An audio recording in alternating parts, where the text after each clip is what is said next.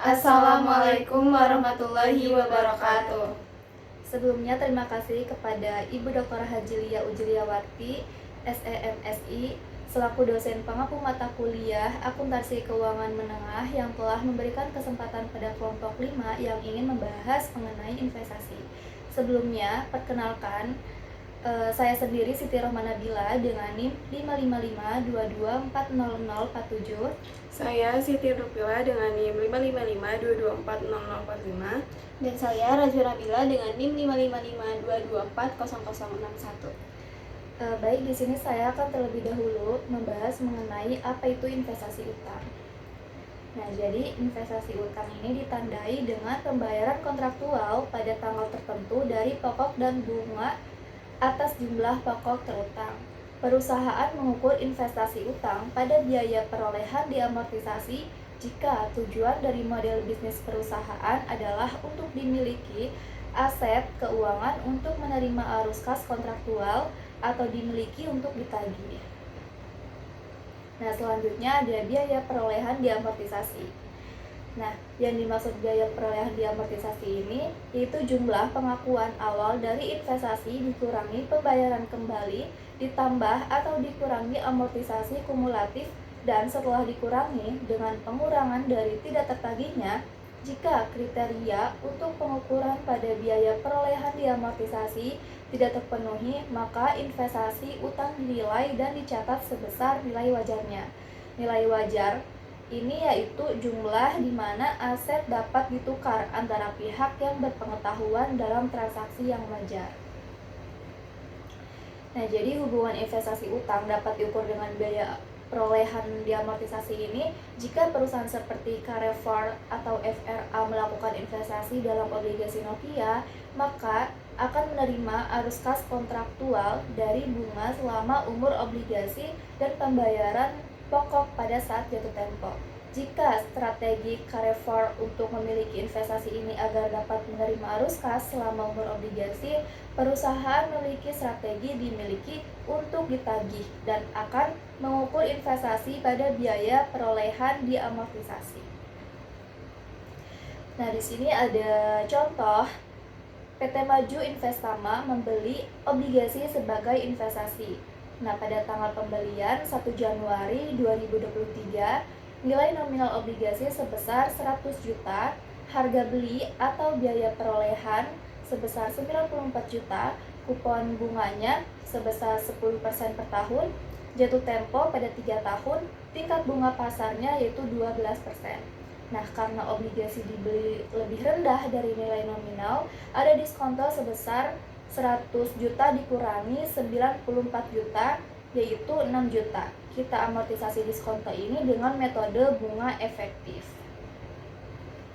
Nah, di sini ada tabel amortisasi diskonto yang dimana pada tahun 2023 tercatat nilai awalnya yaitu 94 juta. Nah, pada pendapatan bunga yaitu 12% dikali 94 juta menghasilkan 11.280.000.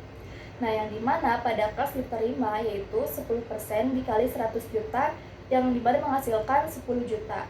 Nah, pada amortisasi diskonto perhitungannya yaitu 11.280 dikurangi 10 juta yaitu menghasilkan 1.280.000. Maka nilai tercatat akhirnya nilai tercatat awal ditambah amortisasi diskonto sebesar 95.280. Pada tahun 2025 nilai tercatat awalnya yaitu 95.280.000. Nah, pendapatan bunganya 12% dikali 95.280 menghasilkan 11.433.600. Nah, pada kas diterimanya 10% dikali 100 juta menghasilkan 10 juta.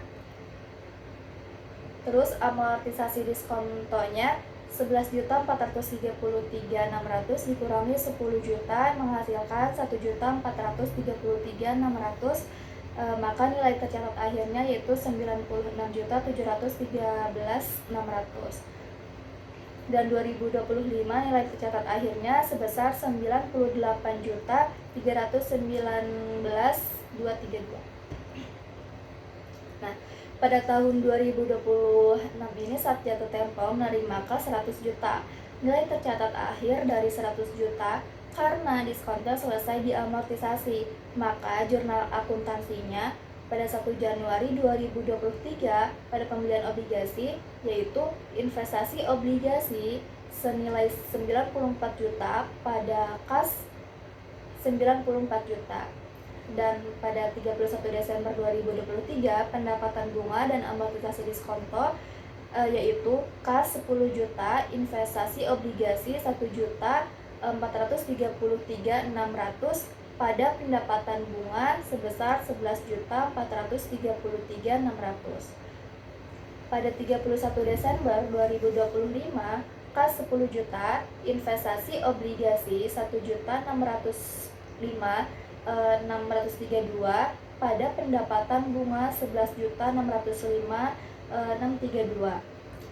Nah, pada 31 Desember 2026 pelunasan obligasi kas 100 juta pada investasi obligasi 98 juta 319.32, keuntungan investasi 1.680.768. Next, pembahasan selanjutnya yang akan dijelaskan oleh rekan saya.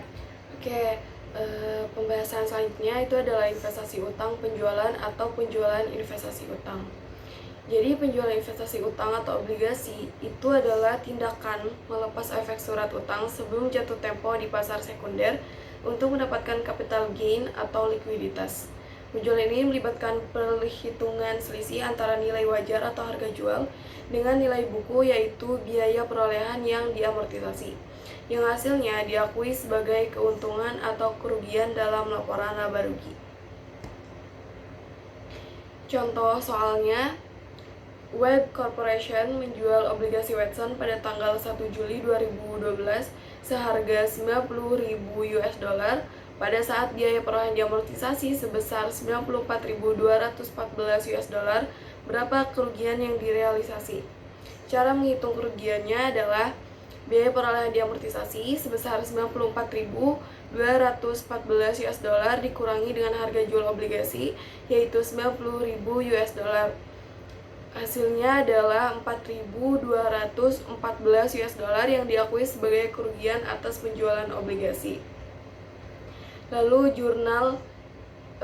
jurnalnya adalah kas 90.000 US dollar dan kerugian atas penjualan investasi utang sebesar 4.214 US dollar pada investasi utang sebesar 94.214. Lalu selanjutnya adalah opsi nilai wajar. Jadi perusahaan itu memiliki opsi atau pilihan untuk melaporkan sebagian besar aset keuangan pada nilai wajar. Jika perusahaan memilih untuk menggunakan opsi nilai wajar, instrumen ini diukur pada nilai wajar sampai perusahaan tidak memiliki kepemilikan. Contoh soalnya adalah Hardy Company membeli obligasi yang diterbitkan oleh Bank Sentral Jerman. Hardy berencana untuk memiliki investasi utang sampai jatuh tempo dalam jangka waktu 5 tahun. Pada tanggal 31 Desember 2011, biaya perolehan amortisasi investasi ini adalah 100.000 euro. Nilai wajar pada tanggal 31 Desember 2011 adalah 113 euro. Jika Hardy memilih opsi nilai wajar untuk memperhitungkan investasi ini, jurnal yang harus dibuat pada tanggal 31 Desember 2011 adalah sebagai berikut. Jurnalnya adalah investasi utang, obligasi Jerman sebesar 13.000 pada keuntungan atau kerugian akibat pemilikan yang belum direalisasi sebesar 13.000. Materi selanjutnya akan dijelaskan oleh rekan saya. Selanjutnya, investasi ekuitas. Investasi ekuitas merupakan hak kepemilikan seperti saham biasa, saham preferen, atau saham modal lainnya. Investasi juga termasuk hak untuk memperoleh atau melepaskan kepemilikan pada harga yang telah disepakati atau yang telah ditentukan, seperti waran dan hak. Biaya perolehan investasi ekuitas diukur pada harga pembelian efek. Selanjutnya ada klasifikasi investasi tergantung pada persentase hak suara investor yang dipegang oleh investor. Yang pertama, kepemilikan kurang dari 20%, metode nilai wajar, itu investornya memiliki hak yang pasif. Yang kedua, kepemilikan antara 20% sampai 50%, yaitu metode ekuitas, investor memiliki pengaruh yang signifikan. Yang ketiga, kepemilikan lebih dari 50%, yaitu laporan konsolidasian, investor memiliki kepentingan pengendali. Selanjutnya, investasi ekuitas pada nilai wajar. Investor dengan kepemilikan kurang dari 20% itu memiliki sedikit atau tidak ada pengaruh atas investor. Dalam IFRS, investasi ekuitas diklasifikasikan menjadi dua, yaitu untuk diperdagangkan dan tidak untuk diperdagangkan. Investasi ekuitas yang dimiliki untuk diperdagangkan itu dinilai menggunakan metode wajar, dan keuntungan atau kerugian yang belum direalisasikan dicatat dalam laba neto. Namun, jika investasi dimiliki untuk tujuan lain, seperti untuk mendukung penjualan produk, pencatatan keuntungan atau kerugian yang belum direalisasikan dalam laba rugi, itu tidak mencerminkan kinerja perusahaan. Investasi ekuitas yang tidak diperdagangkan itu dicatat sebesar nilai wajar dalam laporan keuangan, dengan keuntungan atau kerugian yang belum direalisasikan di laporan dalam penghasilan komprehensif lain. Selanjutnya, contoh investasi ekuitas atau laba rugi itu pada tanggal 3 November 2011, Republic Corporation membeli saham biasa dari 3 perusahaan. Setiap investasi mencerminkan kepemilikan kurang dari 20%. Perusahaan pertama itu dari Burberry, biaya perolehannya 259.700 euro. Perusahaan kedua dari perusahaan Nestle itu 317.500 euro. Terus dari perusahaan ST Regis Prupco itu 141.350.000 euro. Hasilnya total biaya perolehannya itu 718.550 euro. Jurnal yang dibuat di Republik untuk mencatat investasi adalah sebagai berikut. Di tanggal 3 November 2011 itu investasi ekuitas 718.550 euro pada kas 718.500 euro. Terus di tanggal 6 Desember 2011 itu kas 4.200 pada pendapatan dividen. Selanjutnya, perhitungan penyesuaian nilai wajar atau efek portofolio investasi ekuitas. Ini portofolio di tahun 2012. Di tanggal 31 Desember 2011, investasi di 3 perusahaan. Yang pertama ada perusahaan Burberry, itu nilai tercatatnya di awal 259.700, menjadi nilai wajarnya menjadi 275.000 euro. Lalu keuntungan atau kerugian yang belum direalisasikan itu 15.300. Jadi keuntungan atau yang belum direalisasikan ini itu adalah selisih antara nilai tercatat dengan nilai wajar. Maka total portofolionya itu dari nilai yang tercatat itu ada 718.550 dan nilai wajarnya 683.000 euro. Selisihnya ada 35.550 total kerugiannya. Terus penyesuaian nilai wajarnya itu ada di 35.550 euro. Seperti halnya investasi utang, Republik mencatat keuntungan dan kerugian yang belum direalisasikan neto terkait dengan perubahan nilai wajar investasi ekuitas dalam akun keuntungan atau kerugian akibat kepemilikan yang belum direalisasikan atau laba rugi. Jurnalnya di tanggal 31 Desember 2011 itu keuntungan atau kerugian akibat kepemilikan yang belum direalisasikan laba rugi 35.550 euro pada penyesuaian nilai wajar efek 35.550 euro. Selanjutnya, isu-isu pelaporan lainnya. Isu-isu pelaporan lainnya itu ada 3. Yang pertama, penurunan nilai. Yang kedua, pengalihan antar kategori. Yang ketiga, kontroversi nilai wajar. Penurunan nilai itu adalah aset yang dimiliki perusahaan sudah tidak bernilai sebesar yang dicatat di laporan keuangan. Jadi, nilainya itu harus diturunkan agar sesuai dengan kondisi nyata. Contohnya, mesin dibeli 100 juta, karena rusak atau teknologinya sudah tertinggal, nilainya sekarang cuma 60 juta. Maka terjadi penurunan kan, dari 100 juta ke 60 juta, penurunannya sebesar 40 juta. Nah, penyebab terjadi penurunan nilainya itu, yang pertama karena kerusakan fisik aset, yang kedua teknologinya itu sudah usang, yang ketiga penurunan harga pasar, yang keempat perubahan kondisi ekonomi, yang kelima kinerja asetnya itu sudah tidak sesuai harapan. Nah, dampak dalam laporan keuangannya, yang pertama nilai asetnya dikurangi, terus yang kedua diakui sebagai beban di laporan laba ruginya nanti. Nah, tadi yang kedua adalah pengalihan antar kategori. Proses pemindahan suatu aset keuangan dari suatu kategori ke kategori lainnya dalam pencatatan akuntansi. Contohnya, awalnya saham dicatat sebagai diperdagangkan atau di trading, tapi kemudian perusahaan berniat menyampaikan untuk jangka panjang. Nah, maka dilakukan pengalihan antar kategori ke investasi jangka panjang. Selanjutnya yang ketiga ada kontroversi nilai wajar. Nilai wajar itu mencerminkan harga sekarang di pasar, tapi tidak semua orang setuju kalau metode ini selalu tepat. Saat krisis keuangan, contoh nyatanya terjadi pada krisis keuangan global di tahun 2008. Banyak bank menilai asetnya itu berdasarkan harga pasar yang turun drastis. Akibat nilai asetnya itu ikut turun besar.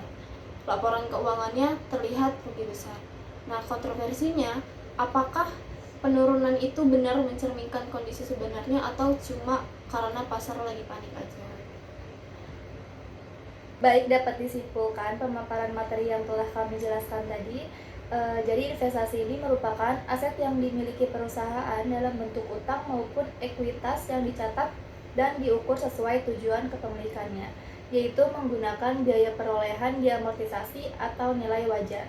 Investasi utang menggunakan metode suku bunga efektif, sedangkan investasi ekuitas menggunakan metode nilai wajar atau metode ekuitas jika terdapat pengaruh signifikan.